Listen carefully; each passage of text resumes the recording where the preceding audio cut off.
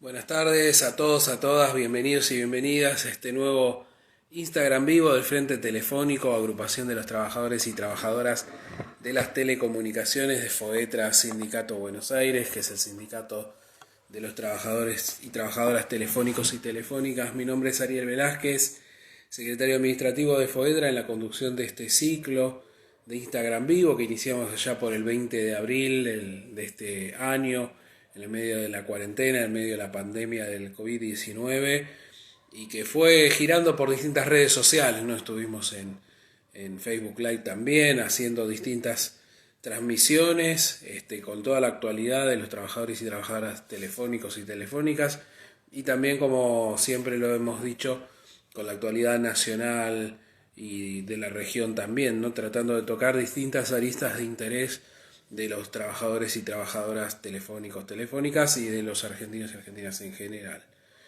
En esta oportunidad convocamos a Alejandro Barrios, que es subsecretario de Política y Gestión Comercial de la Nación, dependiente del Ministerio de Producción, Ministerio de Desarrollo Productivo de la Nación, que conduce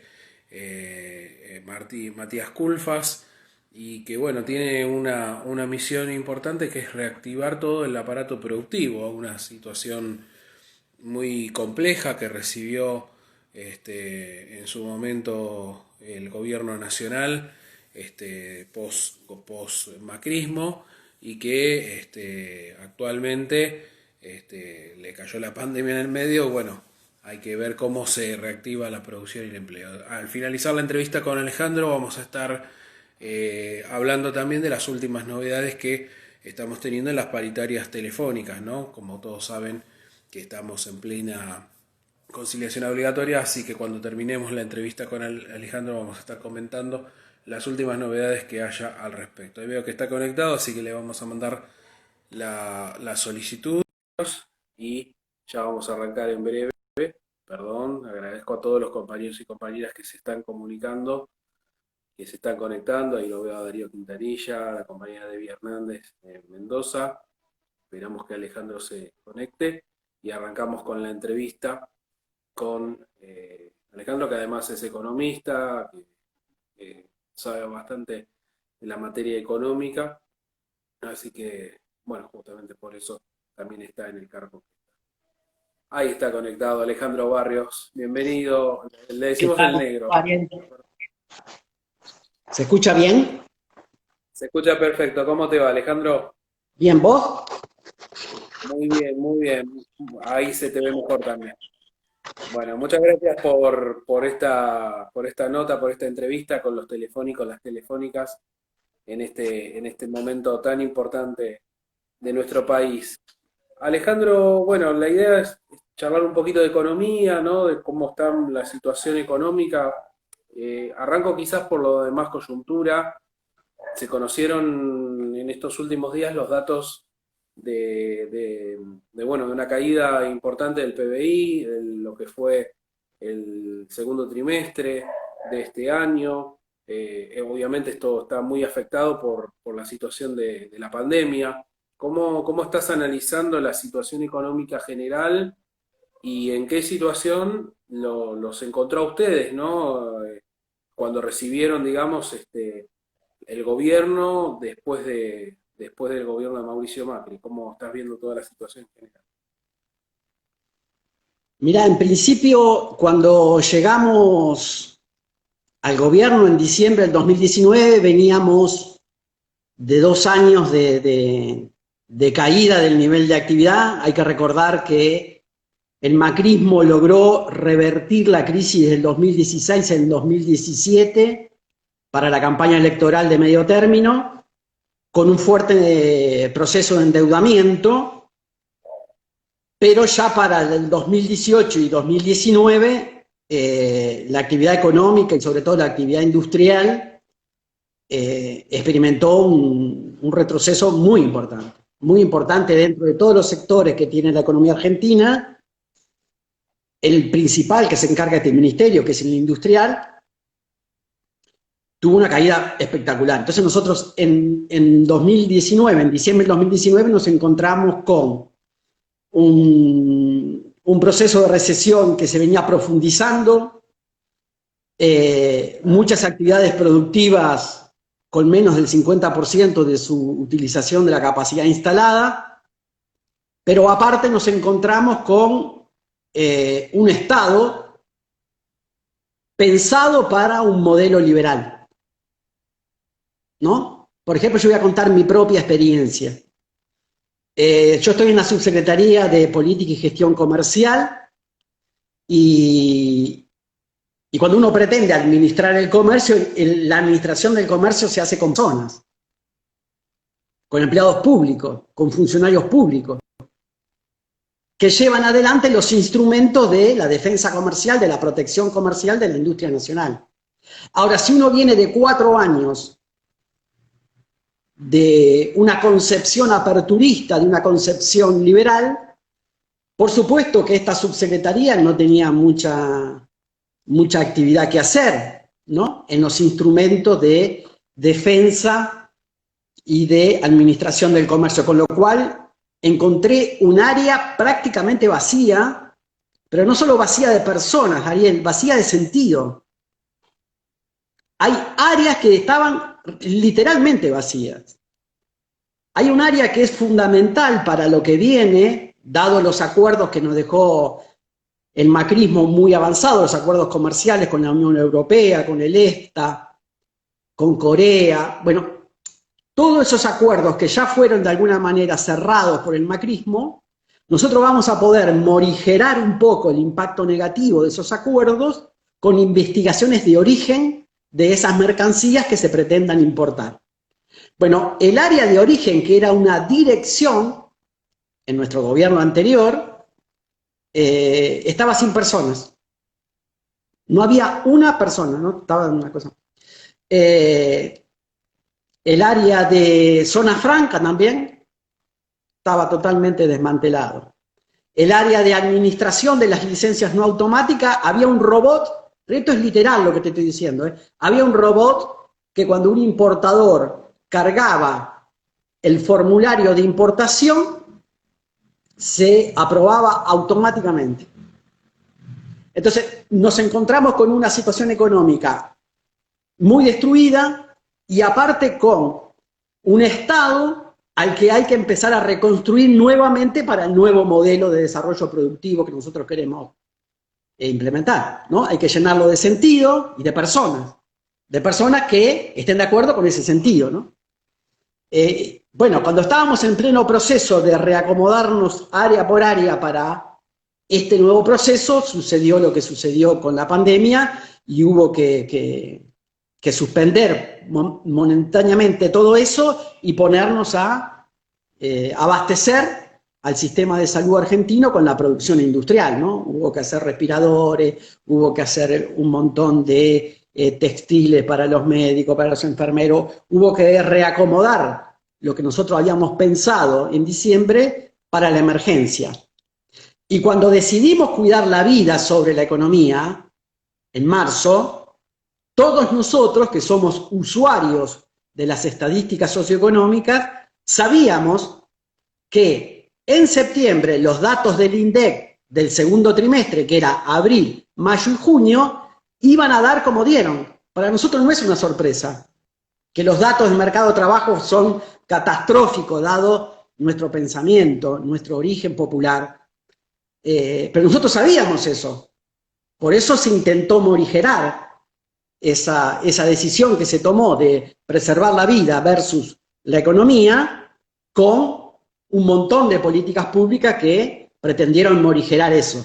Nosotros sabíamos que de todas maneras esas políticas públicas eran insuficientes y que iba a tener impactos como tuvo, ¿no? El comunicado de ayer del INDEC del mercado de trabajo, para nosotros que somos funcionarios, pero que somos militantes antes que ser funcionarios, somos funcionarios por una cuestión circunstancial, ¿no? Cuando cambie el gobierno vamos a volver yo a ser docente, a ser delegado gremial docente, como son ustedes, delegados, vamos a retornar a nuestra vida militante de siempre. Entonces, los funcionarios que tenemos esa tradición, por supuesto que el comunicado del INDEC de ayer fue fue muy doloroso, muy doloroso, muy doloroso. Porque el dato dice que el desempleo subió a 13,1, pero también el comunicado dice algo terrible para nosotros, Ariel, terrible, que es que bajó la población económicamente activa, que muchos compañeros y muchas compañeras que necesitan trabajar se fueron para su casa, salieron del mercado de trabajo. Y eso para nosotros es terrible. Entonces nosotros lo que estamos viendo es que en julio, agosto, septiembre, estos días, tenemos buenas noticias del sector empresario, muy buenas noticias. Pero hubo que pasar ese trimestre con esa restricción tan fuerte que se le dio a la movilidad de las personas para intentar morigerar la expansión del COVID, ¿no?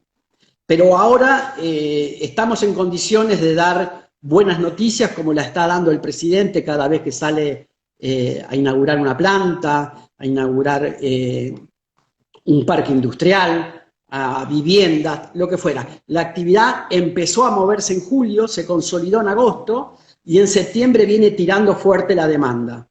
Estamos realmente muy optimistas con que el ciclo ya pegó la vuelta y que hoy estamos en un nivel de actividad similar al de marzo. O sea, superamos la crisis profunda del COVID del segundo trimestre. Yo no tengo ninguna duda que el próximo comunicado del INDEC, el que dé cuenta del tercer trimestre, va a ser un comunicado que nos va, por lo menos, a alegrar de que estamos en el buen rumbo. Ojalá así sea, sí. ¿Cómo estás viendo en este sentido de lo que vos bien mencionás, Alejandro? ¿Cómo viste, digamos, la presentación del presupuesto que hizo Martín Guzmán, el ministro de Economía, el otro día en el Congreso? ¿Qué pautas uno puede llegar a entender del presupuesto de este proyecto 2021, vinculada justamente a fomentar y a dar vuelta una situación como la que estamos atravesando, pero direccionada a estimular la producción, a estimular la creación de empleo y sobre todo a achicar la tentación de que los mercados vayan pasen de una etapa financiera a una etapa productiva, las famosas inversiones productivas que lleguen? Mirá, Ariel, y los compañeros, todos los gastos copados suben. Hay un gasto que para nosotros es terrible como militantes populares, y es el único que baja y baja más de 50%, los intereses de la deuda. Los intereses de la deuda bajan de 3,5 del PBI en el 2019 a 1,5. O sea, nosotros vamos a destinar todo ese montón de plata que iba a ir a pagar intereses de esa deuda ilegítima, porque el pueblo argentino no la contrajo, no se hizo un solo hospital con esa deuda, un solo puente, no se hizo nada con esa deuda, solamente fuga de capitales. Por eso es ilegítimo.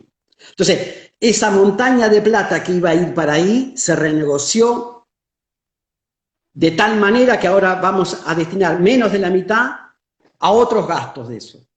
Vamos a sacar plata de los intereses de la deuda y, como te mostré en ese gráfico, va a haber mucho más presupuesto público para infraestructura, mucho presupuesto público para salud pública, para educación, que todos esos gastos, a diferencia de los gastos en intereses de la deuda, Ariel, cuando uno gasta en un perceptor de ese gasto que está fuera del país, ese gasto que hace el Estado no tiene encadenamientos hacia adelante.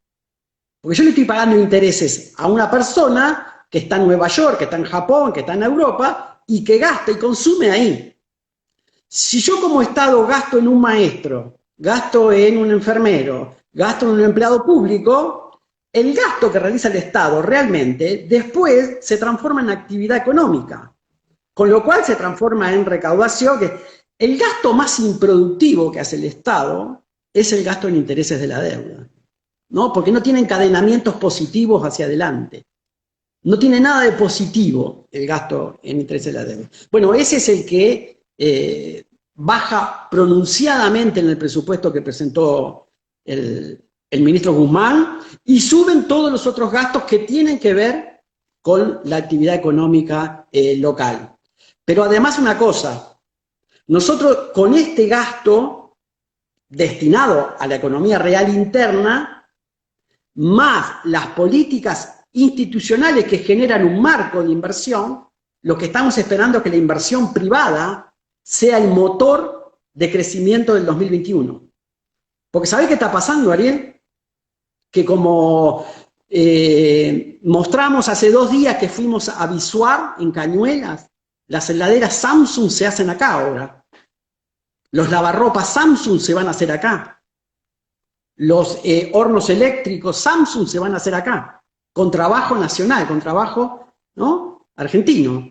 Yo entré a esa empresa, entré a esa fábrica para hacer la actividad con el presidente, y había hileras de compañeras y de compañeros armando esos electrodomésticos. Una emoción inmensa, ¿no?, para ese municipio volver a tener trabajadores industriales, Ariel, que vos como sos delegado gremial sabés que son los empleos que más ciudadanía generan en nuestro país.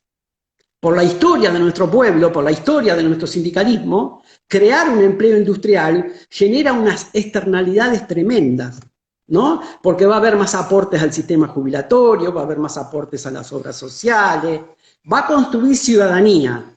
Y los hijos de esas trabajadoras y de esos trabajadores van a retardar su ingreso al mercado laboral, porque seguramente los ingresos de papá o de mamá van a alcanzar para los gastos de la familia, y quizás la nena o el nene tengan posibilidades de terminar el secundario y de terminar alguna carrera universitaria.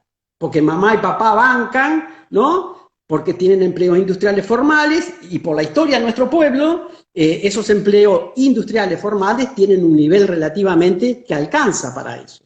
Entonces, para nosotros es fundamental que se estén dando estas señales a Samsung. Samsung, no vas a poder traer más heladeras importadas. Vas a tener que fabricarlas acá.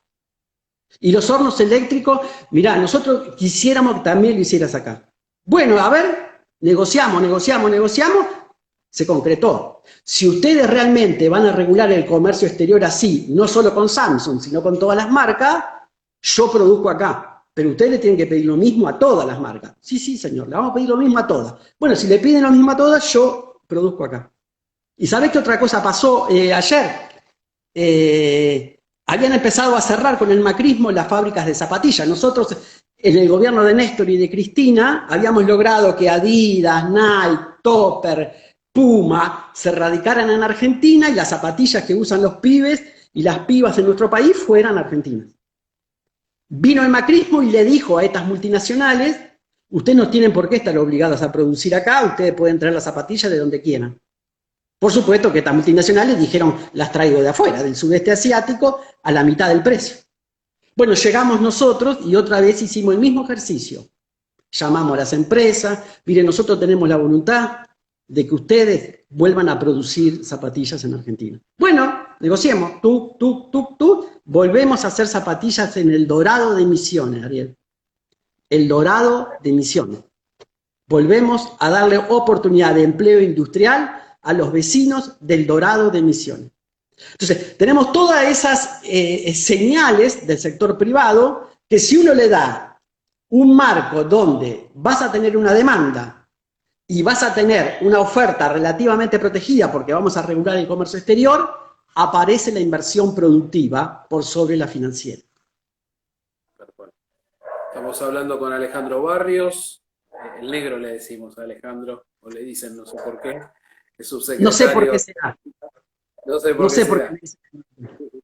Es rioplatense, Alejandro, además, subsecretario de Política y Gestión Comercial de la Nación, del Ministerio de Desarrollo Productivo. Alejandro, hay un término que los economistas estudian, los que estudian economía conocen mucho y nombran mucho, que es el problema que tiene Argentina es la restricción externa, ¿no? El tema de la falta de capitales, de dólares, Y en estos últimos días se dio una volatilidad bastante importante en el mercado cambiario. Bueno, hay una puja evidentemente de determinados grupos económicos, que algunos los conocemos muy de cerca, para devaluar, para generar, digamos, algún tipo de desestabilización cambiaria. ¿Cómo estás viendo esta situación, por un lado? Y te complemento la pregunta con algo que dijiste hace un ratito. ¿Estamos en condiciones o crees que a partir también de un mundo globalizado que está padeciendo esta crisis global justamente de la pandemia, estamos nosotros desde Argentina, desde el Cono Sur, en condiciones de afrontar una nueva etapa de sustitución de importaciones que nos permita justamente dar vuelta la torta de lo que ha sido un vendaval importador? Sí, una cosa, ¿qué es la restricción externa? Los que no emitimos dólares, todas las economías que no emitimos dólares, pero participamos del comercio internacional, necesitamos divisas para completar un montón de insumos para la producción que no se fabrican en nuestro país. Entonces necesitamos, el principal destino de las divisas que necesitamos, siempre ha sido así, son los dólares para importar. Esto le pasó al general Perón a fines de 1951, cuando tuvo que reformular el plan por una faltante de dólares. Siempre es el mismo problema, ¿no? También le pasó a Cristina después del 2011 hasta el 2014, restricción de dólares, y obligó al gobierno de Cristina a devaluar en enero del 2014. Los mercados te tuercen el brazo, ¿no? Siempre está presente eso.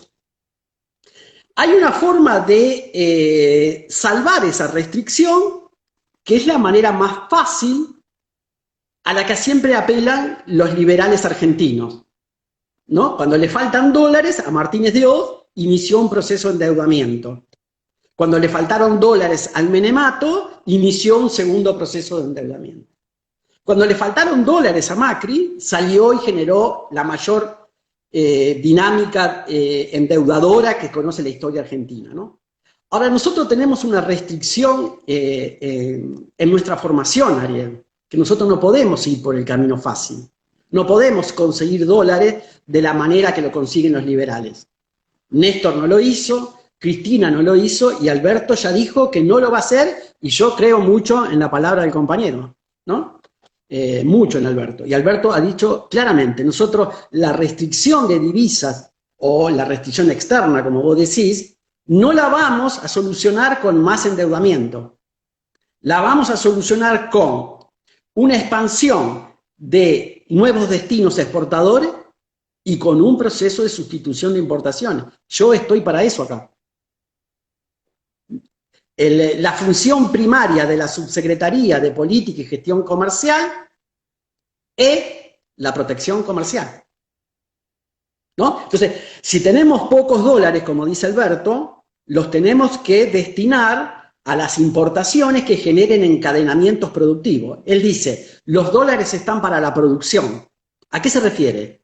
¿Están para importar máquinas o para importar insumos de la producción que no se fabrican acá? No está para el turismo, ni está para el ahorro, y estamos discutiendo el tema de qué tipo de pagos de endeudamiento externo privado se va a hacer. Bueno, es una discusión que tiene el Banco Central. Pero en términos comerciales, que es a lo que me dedico yo, es poner el foco de atención en las importaciones de los bienes finales, ¿no? Si viene un bien final, zapatos, textiles, bueno, todo eso que venía entrando como por un tubo hasta el 2019, nosotros decimos, momento, nosotros tenemos pocos dólares y tenemos que reactivar la industria.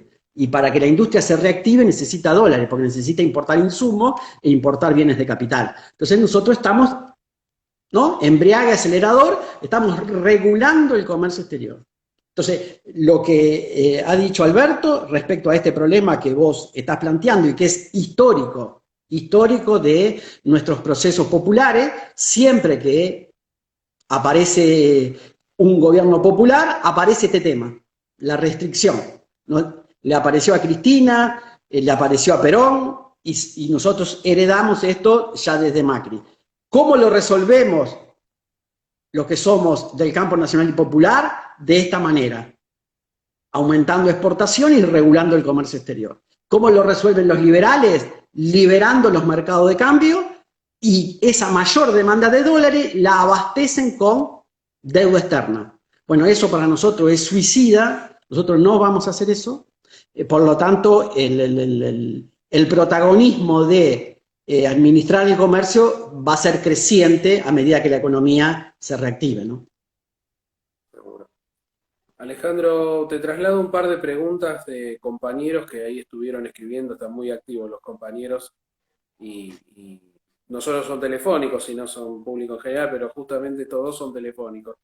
Hay un compañero, Hugo Quintana, que plantea si está en vista en corto o mediano plazo una reforma tributaria que ayude a la producción.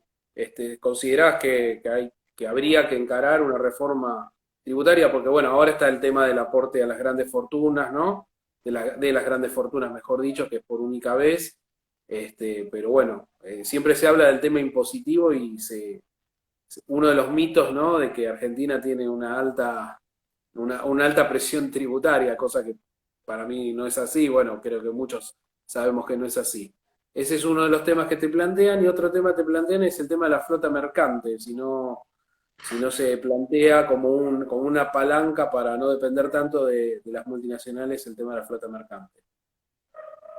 Las dos cosas positivamente tengo que responder. Si bien cuando uno está en el llano puede responder de cualquier cosa, cuando uno es funcionario de un área se ve medio limitado a responder sobre otra área, ¿no?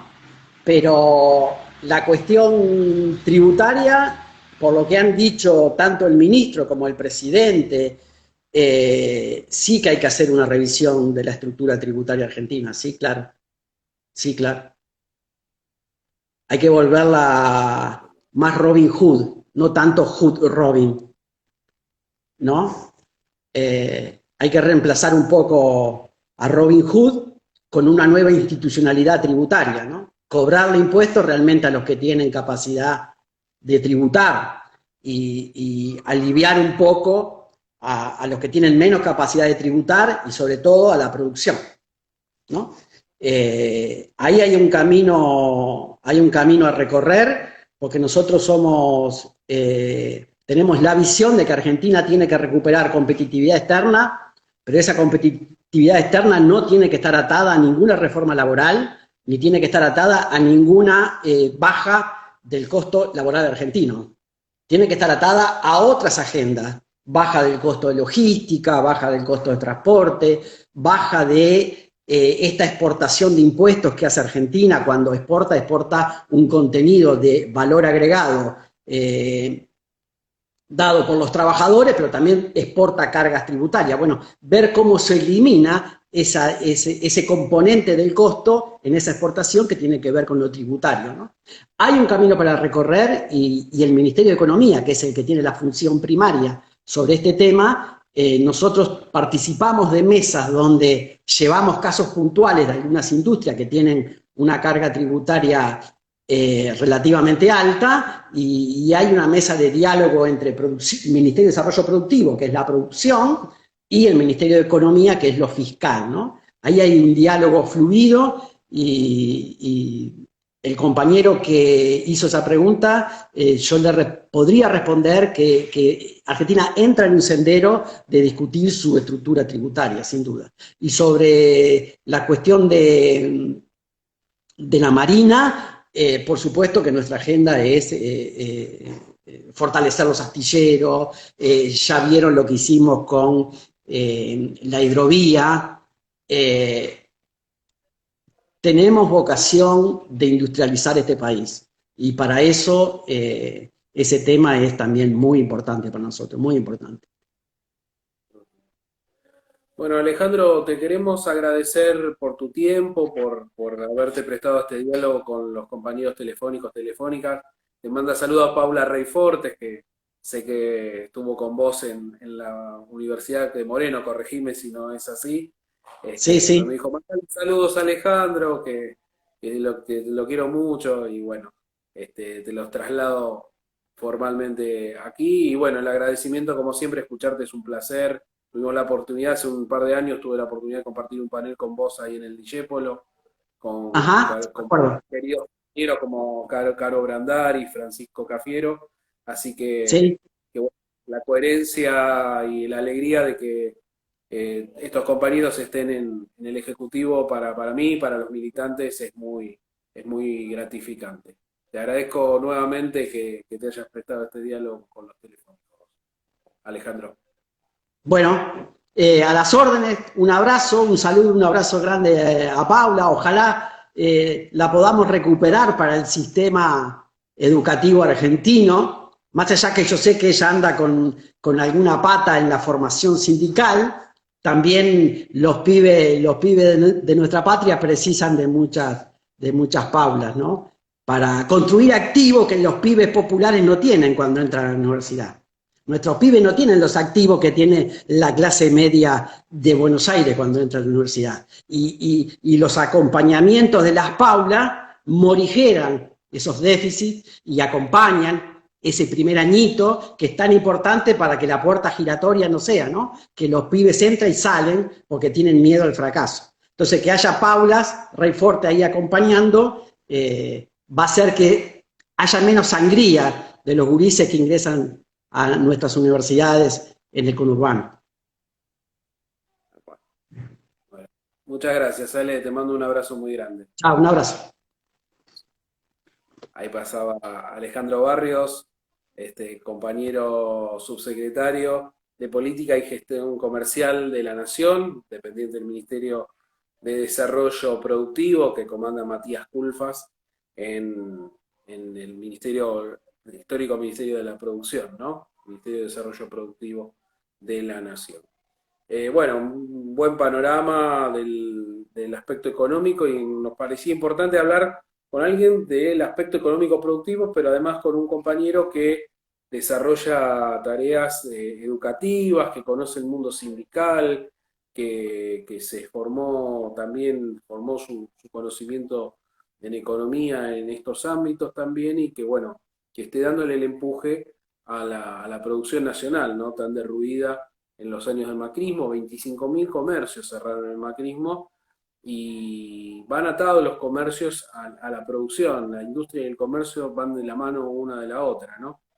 Para eso es necesario que el Estado justamente oriente la producción, para eso es necesario que el Estado oriente las inversiones productivas y no las especulativas, desaliente lo especulativo y priorice lo productivo y que también de alguna manera se recree ese mercado interno tan importante que es el que genera trabajo, que es el que genera consumo, que es el que genera que aquellos que vivimos de un trabajo con nuestros salarios, con nuestros ingresos, podamos ir a fortalecer esa rueda productiva.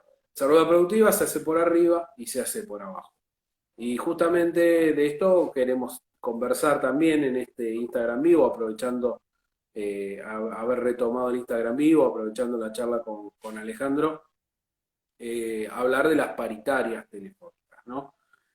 Como todos saben, estamos en un proceso de conciliación obligatoria con las empresas Claro y Telecom, un proceso que se inició el pasado 10 de septiembre, es un proceso de conciliación obligatoria que dura 15 días hábiles, con lo cual a fin de mes, el 30 de septiembre o primero de octubre, si mal no recuerdo, es una de esas fechas, finaliza la conciliación obligatoria.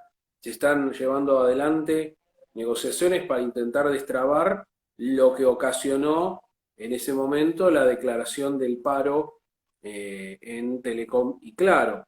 Todos recuerdan que días antes se había acordado con Telefónica Movistar el anticipo a cuenta de la paritaria de 6.500 pesos que se cobraron. Los compañeros de Telefónica y Movistar lo cobraron el pasado 11 como una suerte de paliativo compensatorio de no haber recibido nada de la paritaria entre julio y septiembre.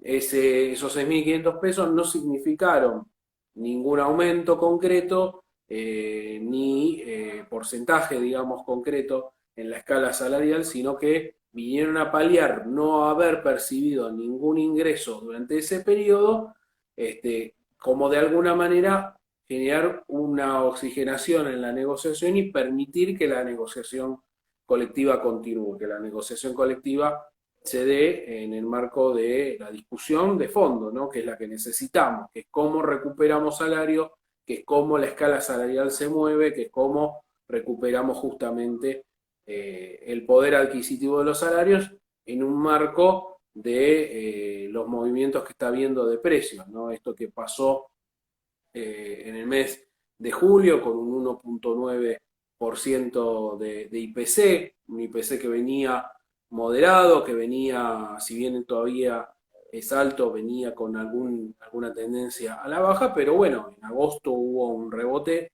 al 2,7%, es decir, que ya tenemos 2 meses donde ese promedio de 2% está un poquitito más arriba del 2%.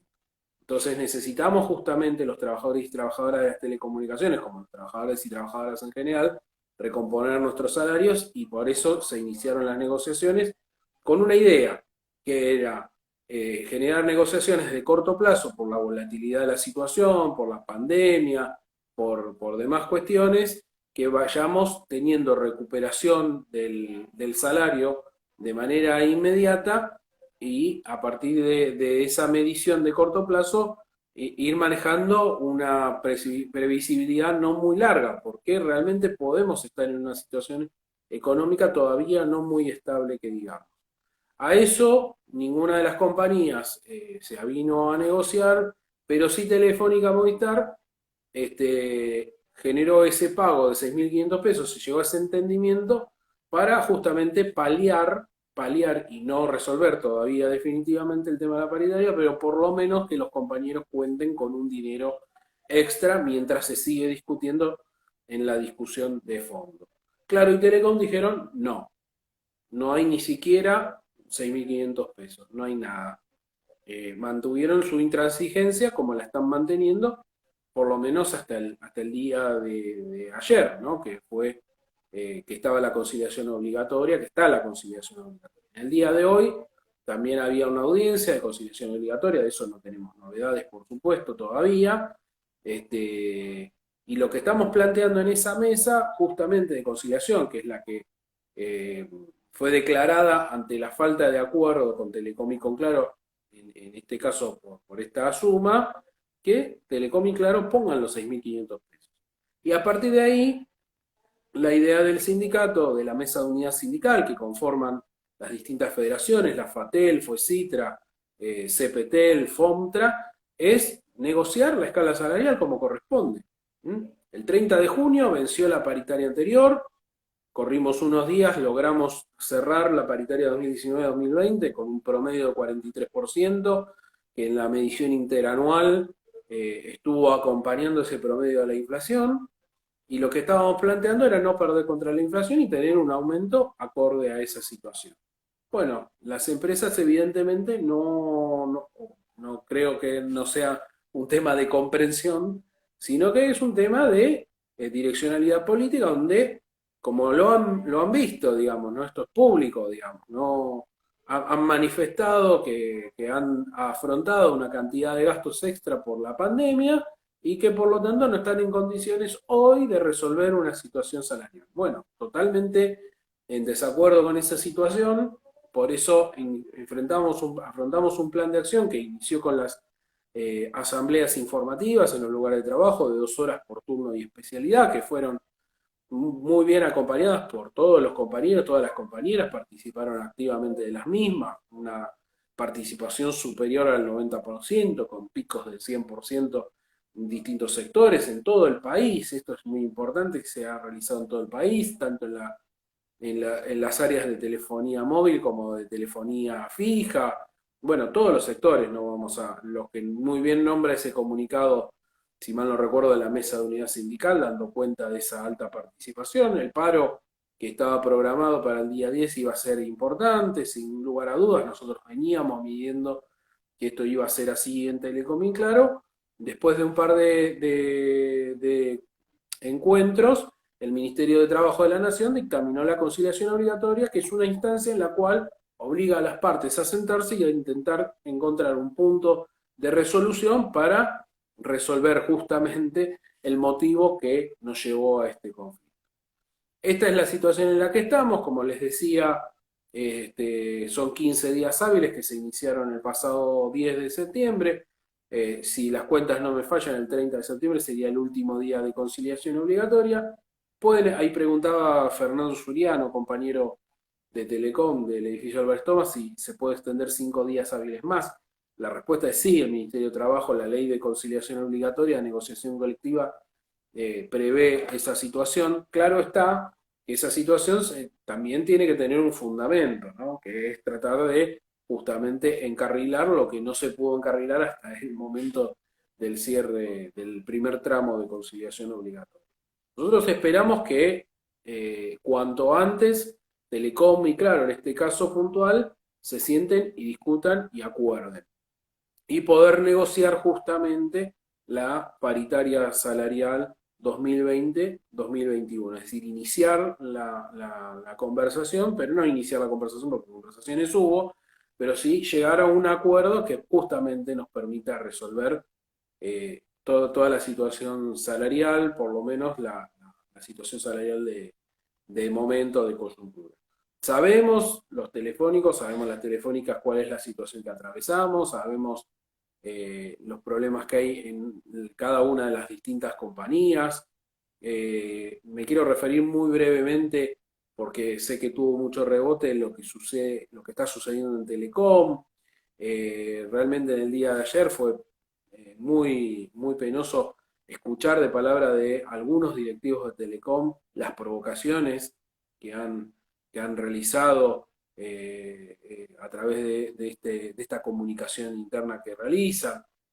Nuestro sindicato no está para nada de acuerdo con eso, pero además no por nosotros, sino porque realmente, no solo por nosotros en todo caso, sino porque lo que se propone Telecom es violatorio de toda la normativa laboral, convencional, legal, etcétera, etcétera. Con lo cual, de ninguna manera vamos a permitir que toda esa normativa laboral sea violada por la empresa Telecom, y exhortamos a Telecom, en este caso puntual, a sentarse a discutir con las organizaciones sindicales lo que corresponde, digamos, ¿no? Si ellos tienen propuestas, nosotros también tenemos propuestas y tenemos que llevar las cosas dentro del marco de la negociación colectiva. De lo contrario, no nos dejan otro camino que comenzar a pensar en distintos planes de acción que conlleven justamente a lograr algún grado de acuerdo sensato, pero siempre en defensa de los trabajadores y de las trabajadoras, de toda la situación de los trabajadores y trabajadoras, en este caso de Telecom.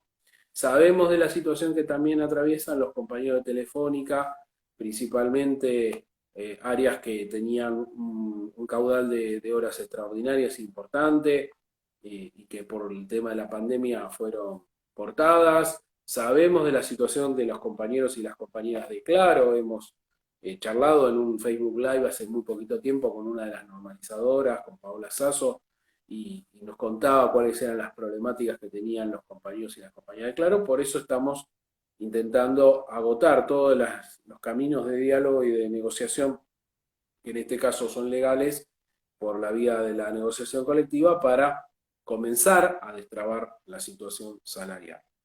Pero bueno, nos parecía importante mencionar en esta transmisión de nuestra agrupación de Instagram Live que la situación está en estos términos.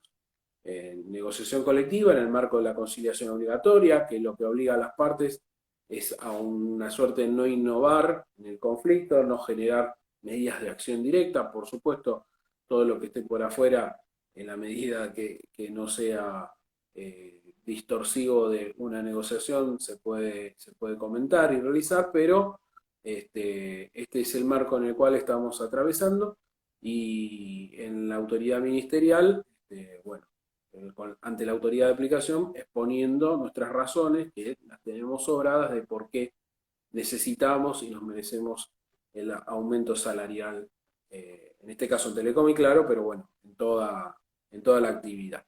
Así que bueno, esta es la situación que estamos atravesando con Paritaria.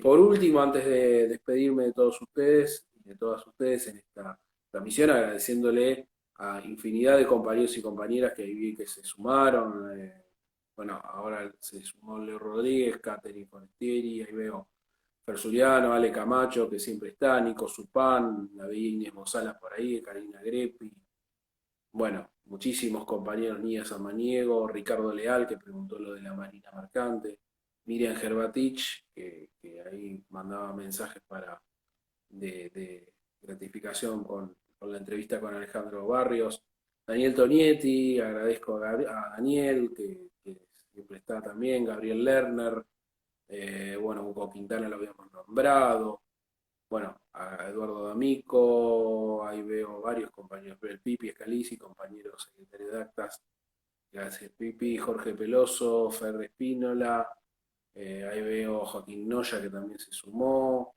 bueno, muchísimos compañeros, Gaby Lochisano, el Rusito, de Valentín Gómez, Nico Messi, distintos compañeros y compañeras, la compañera que preguntaba, Malena Granda, espero haber contestado a tus preguntas, Malena, bueno, Lube, y ahí se me corta un poco la,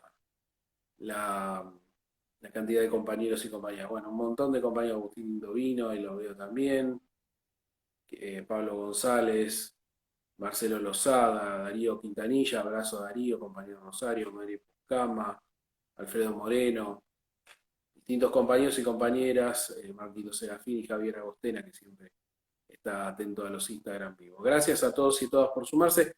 No, lo último que queríamos comentar es que recuerden que el 30 de septiembre es el último día para sumarse, para poder anotarse para las entradas, en este caso no las entradas, perdón, los vouchers del día del niño, del día de la niñez, ¿sí? Del día del niño de la niña.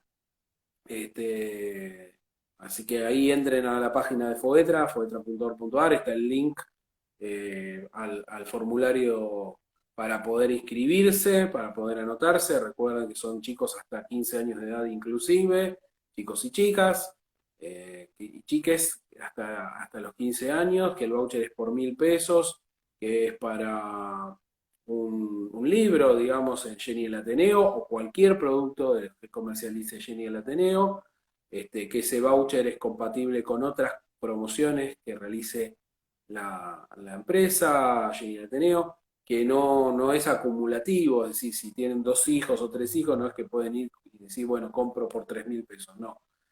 Compra hasta 1.000 y tendrán que poner la diferencia si compran un producto de más y que es en los locales habilitados de Jenny el Ateneo o por temática.com, que es el sitio de Jenny. Hasta el 30 de septiembre inclusive se pueden anotar, a partir de allí, en pocos días, en pocas horas, una vez verificados los datos, les van a estar enviando los compañeros y compañeras que organizan esto, que son las Secretarías de Cultura y Capacitación y la Secretaría de Acción Social de FOETRA, les van a estar enviando los vouchers a los correos electrónicos que consignaron. Bueno, el agradecimiento, ahí la veo a Elsa Tomasa que también se unió hace poquito, y a Flor Germano y a todos los compañeros y compañeras que se han sumado a esta transmisión. Esta transmisión queda, para que la puedan ver, apenas terminamos, queda publicada acá en el Instagram del Frente Telefónico, en poquitos segundos queda, y después la subimos a YouTube, ¿sí?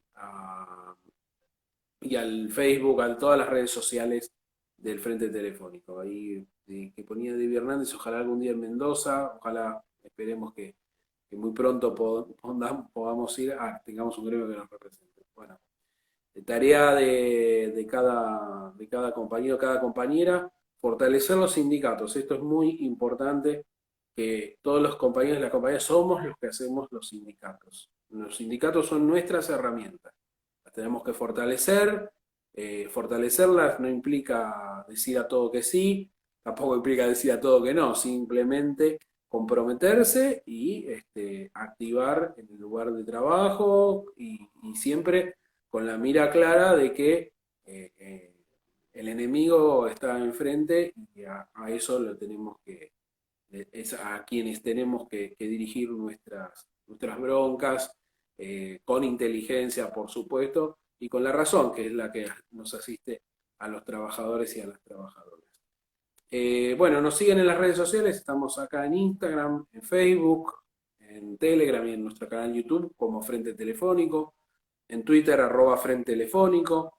Nuestra web es www.frentetelefónico.com.ar y también estamos haciendo radio los miércoles de 15 a 16 horas, hacemos Vamos al Frente en Radiográfica FM 89.3, www.radiográfica.org.ar. Y a Claudio Marín, secretario adjunto de FOETRA y dirigente de nuestra agrupación, referente, lo encuentran en Claudio Marín en Facebook, en @marinfoetra en Twitter, en Instagram está como Claudio Marín-Foetra, o lo ven en La Cultura del Trabajo los martes de 19:30 a 20 horas en el canal Metro, repitiendo los miércoles a las 17 horas. El agradecimiento nuevamente a todos y todas. Cuídense más que nunca, quédense en casa en lo posible y si tienen que salir a trabajar, háganlo con todas las medidas de seguridad habidas y por haber, cumplan todo por favor, porque esta pandemia nadie se salva solo, la salvamos entre todos y todas. Abrazo grande para todos y nos volvemos a encontrar en otro momento para otro Instagram. Chao, buenas tardes.